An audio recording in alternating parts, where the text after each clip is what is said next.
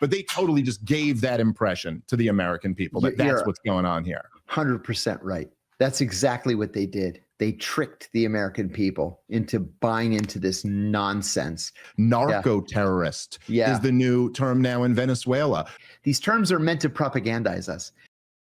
The CIA propagandizes Americans and have for a long, long time. That's pretty much an irrefutable fact, and that's the subject that Dave Smith recently discussed with John Kiriakou, the heroic, if you ask me, CIA whistleblower that blew the roof off CIA torture techniques. And in this clip, they get into the history of this, why it still happens today, and what new tactics they're trying to use against Americans to support foreign wars. So let's get right into it. Please like the video and subscribe to the channel.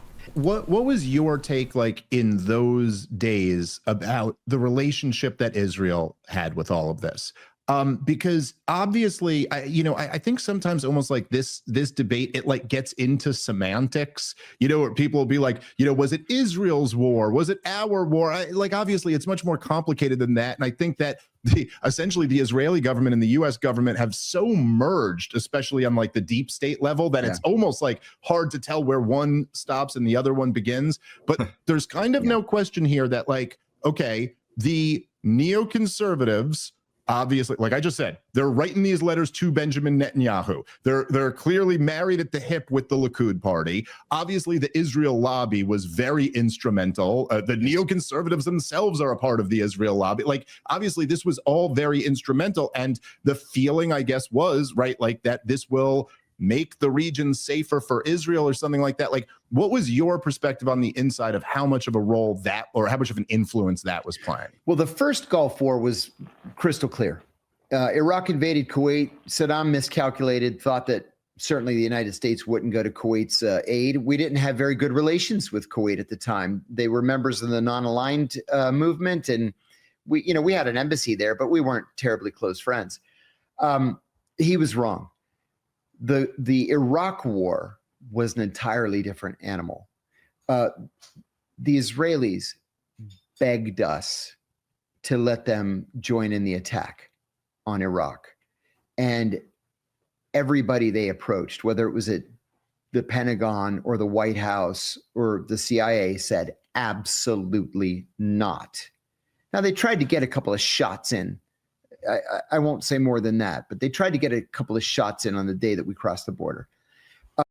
Yeah, I mean, it gets more and more difficult to discern the difference between Mossad and CIA, and frankly, U.S. wars and Israeli wars. It's all tied up in the same abominable, unholy alliance that we have, and it's due to the Israel lobby's influence in the U.S., for sure. When it comes to Iraq, if you actually read Scott Horton's great book, Enough Already, It's Time to Stop the War on Terror, he gets into the fact that the U.S. actually actively encouraged the invasion of Saddam into Kuwait with actually reasonable relations with Saddam throughout the 80s, supporting Saddam through the Iraq-Iran war for the most part, also supporting the Iranian side of it during parts of it. That's another story we won't get into, but actually did some things to encourage Saddam's invasion such that they could go to war and try to break Vietnam syndrome, this idea that the U.S. couldn't win militarily anymore. They did get that, unfortunately, and the propaganda that came after that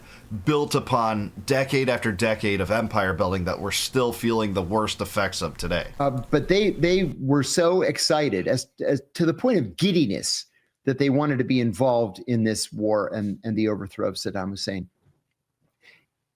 You make an important point here that I want to amplify. It's not that our relations coincided.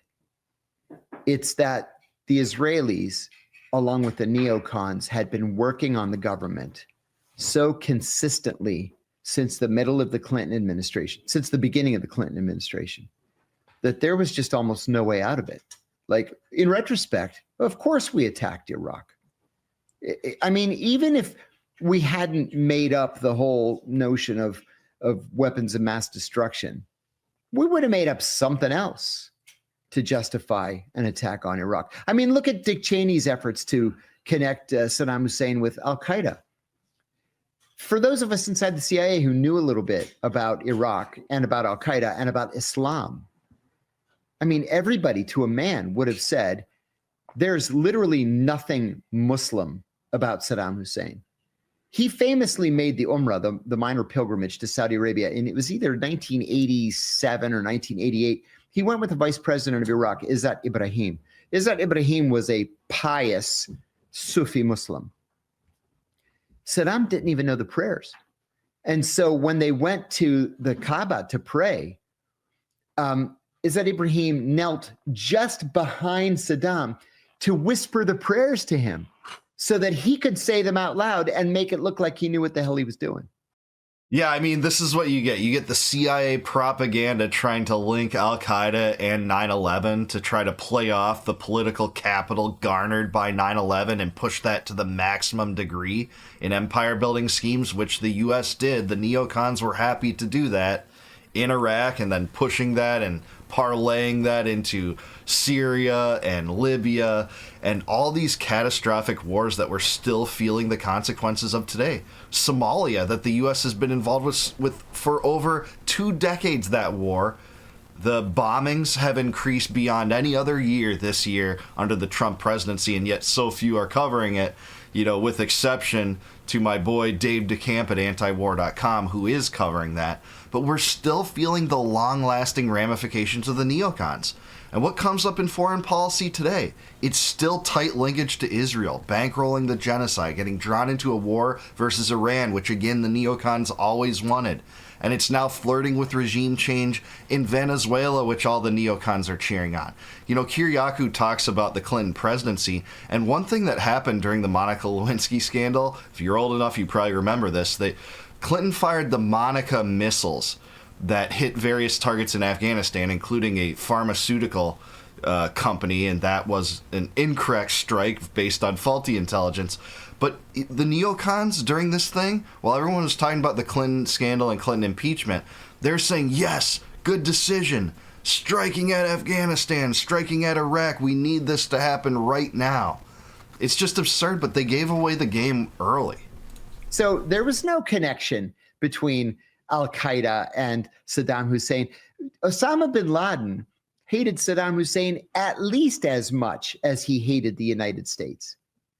There was no connection there. But Dick Cheney counted correctly, as it turned out, on the American people being so stupid and so gullible that they would just go along with it. Yeah, well, I guess, and I don't have the expertise you have, but I do know enough to know when you see a French beret on someone, that's not a sign of an Islamist. That's usually not the first sign. You don't have to know that much to know that that's probably not what you're dealing with. But That's it is, right. no, I mean, it's unbelievable. Throughout the whole thing, I remember I remember watching like Karl Rove on Bill O'Reilly, you know, during those years come in, and he would look, they would do this because they were good at this, because he never explicitly, you know, like lied, but he would so play on the ignorance of the Fox News audience that he would say things, you know, in the context of this is 2005 or something like that. And he would say Iran is the biggest funder of terrorism. And like in an immediate post 9/11 world, you know that every Fox News viewer, when they hear that, is hearing, oh, you mean the guys who took down these towers. I know the Durka Muslim terrorists. Yeah, and it would never be supported by metrics or examples or statistics at all. We are just supposed to swallow this wholesale face value to support whatever other war the neocons wanted. And they clearly wanted wars with both Iraq and Iran. You had Kiriakou on a different segment I responded to talk about how you had Dick Cheney say in early 2003, before they started the invasion of Iraq, that if all goes well, we'll be in Tehran in August. Talking about August of 2003. They always wanted this. They gave it away. It was in the clean break memo that they wanted this. They consistently talked about it then. They consistently talk about it now. And how you had Levin and Shapiro wanting to finish the job and overthrow the Tehran regime just months ago. And we're just crying and devastated when the United States didn't do that. When Iran, even when backed into a corner, didn't launch its, you know, best weaponry against U.S. forces. It instead tipped off Trump to the fact that it had to do a reprisal attack, but wouldn't kill any U.S. servicemen. They don't want the war. They're not a threat to the United States. And it's all propaganda that suggests that they do. those are the guys who took our towers down. Now, he just omits that, like, oh, actually, there are these shirts and skins over there, and they're different sides. And, like, they're on the other side. They're actually at war with the terrorists who we have a problem with. And so there was this constant attempt to, like, play on the ignorance of the American population and then mislead them toward thinking that they're, like, now, again, like, they maybe never technically said, Iran was involved in 9/11, and they really hinted at Saddam Hussein being involved, but they totally just gave that impression to the American people that that's what's going on here. 100% right. That's exactly what they did. They tricked the American people into buying into this nonsense. There's something happening right now too, and I've noticed this on Fox News and elsewhere in the right-wing print media. It's about the Muslim Brotherhood in Egypt. And in fact, I'm not positive. I think the State Department has just declared the Muslim Brotherhood a terrorist organization, or elements of it a terrorist organization. The Muslim Brotherhood has never, ever carried out an anti-American terrorist operation. And in fact, I mean, it's 105 years old and has never, ever been called a terrorist organization by any American administration. It's fundamentalist. It doesn't like us, but that doesn't mean it's a terrorist organization. I mean, the same thing is done with, say, Hezbollah. Hezbollah, a terrorist organization, yes, it is. But has it attacked the United States? Is it a threat to the United States? Has it endangered United States citizens in the United States? No, absolutely not. So why is it a terrorist organization to us? Again, it's because the Israel lobby's influence in the government has declared them such that any Hezbollah attack, it will draw the U.S. resources, draw the U.S. military, and draw U.S. regime change efforts toward Lebanon, in southern Lebanon in this case, to defend Israel. Even though it's not a threat to the United States, they use the same propaganda to say, oh, Venezuela supports Hezbollah. Well, that's great, but I'm an American. I don't care about these Shia terrorist groups. I care about safeguarding the United States and defending us from actual attacks, my communities from actual attacks. And there's never been a Shia terrorist attack within the United States. It was all radical Sunni fundamentalists, the Al-Qaedaites that followed bin Laden. And we're supposed to just follow Israel and their desire to replace an Alawite leader with a radical Al-Qaeda leader in Syria, because that's exactly what happened. Now the leader of Syria is former Al-Qaeda fighter, the founder of Al-Qaeda's affiliate in Syria, al-Shara. Right. So what do we do? Now it's going to be a terrorist organization. Does that mean we attack it? Like what's the reason for making this declaration? Yeah, I don't understand. Well, it's another thing that seems to be going on with this new term that it's amazing how these new terms come out and then all of a sudden every pro-war right-winger is repeating them. But narco-terrorist is the new term now in Venezuela. Where what exactly the hell does narco-terrorist even mean? Like, do you get the terrorist label? Like, okay, so they've killed civilians in an attempt to shift politics. No, that's not what we're claiming at all. There were drugs on a boat, maybe. Like, we haven't actually demonstrated that or proved it, but it is amazing how essentially terrorist became this label to, like, shut off your brain and shut off your conception of rights or laws of war or due process or anything like that. And then I literally heard just the other day where someone was saying, this double tap strike on this vote. It's like, why'd you have to come back and kill the wounded people who were taken out of action already? And then the next response is, oh, what are you defending, narco terrorists?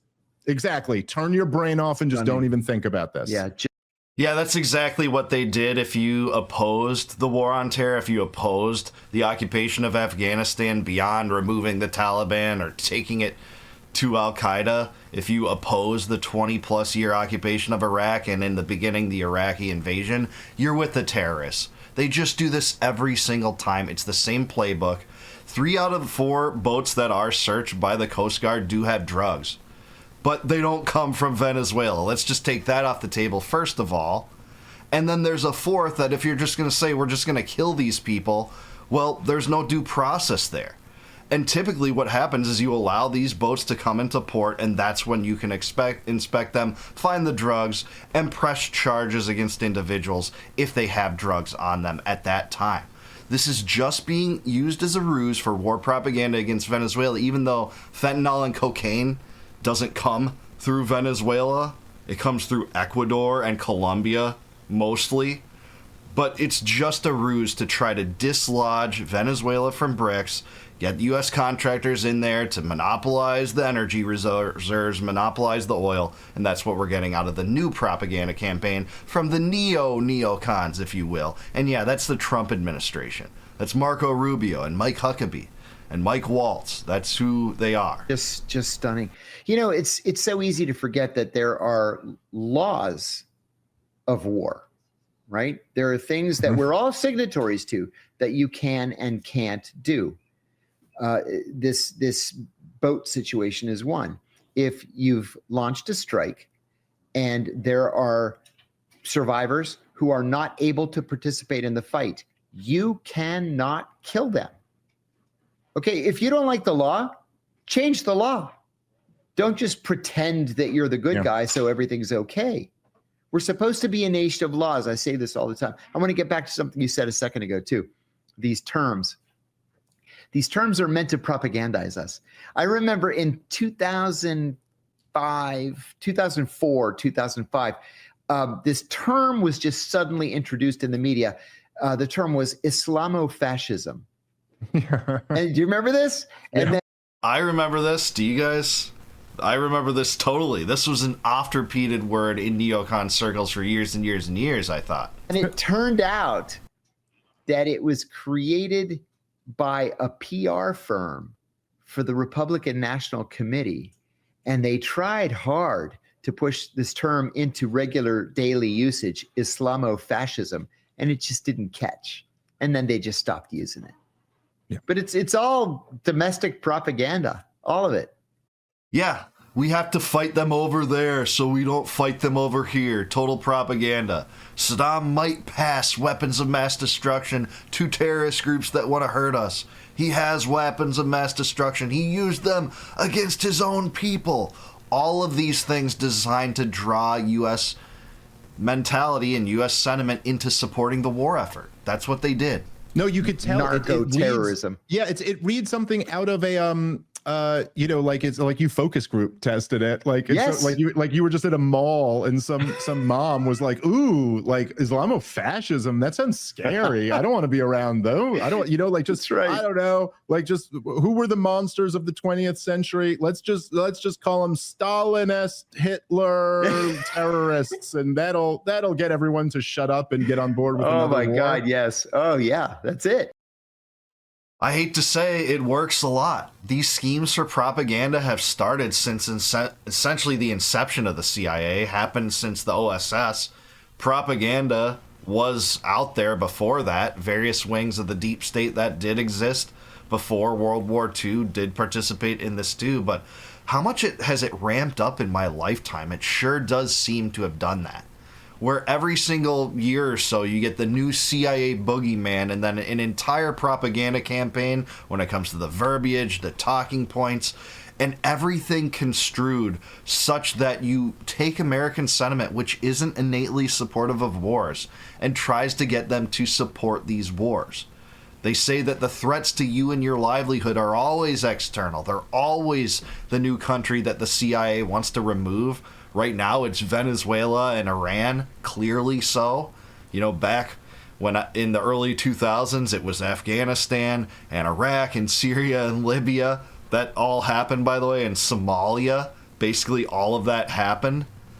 But they drive Americans to support this because they otherwise won't. In fact, the relatively anti-war candidate, there haven't been many anti-war candidates at all, really, in my lifetime, but in relativity, the one that actually acts and campaigns more anti-war typically wins the presidency.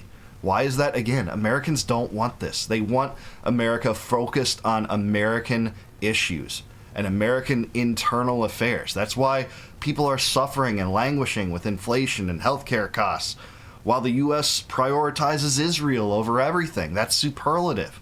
Why corporate welfare is, the method of the day in Washington, while central planning of the interest rates through the central bank and the emissions of fiat money, that drives this entire regime, this endless hegemonic empire building scheme that the U.S. unleashes overseas. It's never to our benefit, and it requires all this propaganda to support.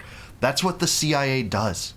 So when someone tells you that the CIA exists to protect us, no, the CIA exists to conduct psychological operations against us, encourage regime change, and do whatever it takes to get that, because it's lucrative for the deep state as a whole. It's lucrative for the banks, the military-industrial complex that's tightly woven into this, and the Israel lobby, AIPAC, and its influence as it boasts about having 361 representatives on the line, on the dole of AIPAC, voting in patterns that are conducive to the Israeli government. That is what you get from this machine. I'm so glad that Dave had John Kiriakou on this interview to talk about this. There are a few people I think are more trustworthy about this topic, him being a CIA whistleblower from within the government. He served, I think, 30 months of prison time for daring to tell the truth about CIA torture techniques to the public. The government doesn't like it very much when you tell the truth. It's not because he told lies, just like it wasn't because Snowden told lies or Julian Assange told lies that they targeted him. They told the truth, all three of them, and John Kiriakou deserves a pardon. I won't rest until he gets one. I hope that he gets one at some point during my life. Do I think Trump will give him one? No, I don't. But he deserves one. And beyond that, he deserves medals for his great service to the public, just like Snowden and Assange do, by the way. But what do you guys think? Does the CIA just exist to propagandize us and encourage foreign wars? Or are they actually looking out for American interests and protecting us? Let me know in the comments down below. Please like the video, subscribe to the channel. Also subscribe to Dave Smith. Great clip. Really appreciated the segment. And if you like this video or my take on it, please consider joining as a YouTube member. You can do that by clicking the join button below. And if you do that, you can get immediate access to all my videos before they go live to the general public, so you'll be able to watch those members only videos right away. And also, if you want a free copy of my first book, Compact of the Republic, click the link in the description below. It'll shoot you off to a website. Just plug in your email. I'll send that to you free of charge in PDF form if you want it. No obligation other than that. Just I appreciate you. Until I see you guys next time, though, no more war, no more debt, no more inflation, and no more empire. Peace out, guys. Catch you in the next one.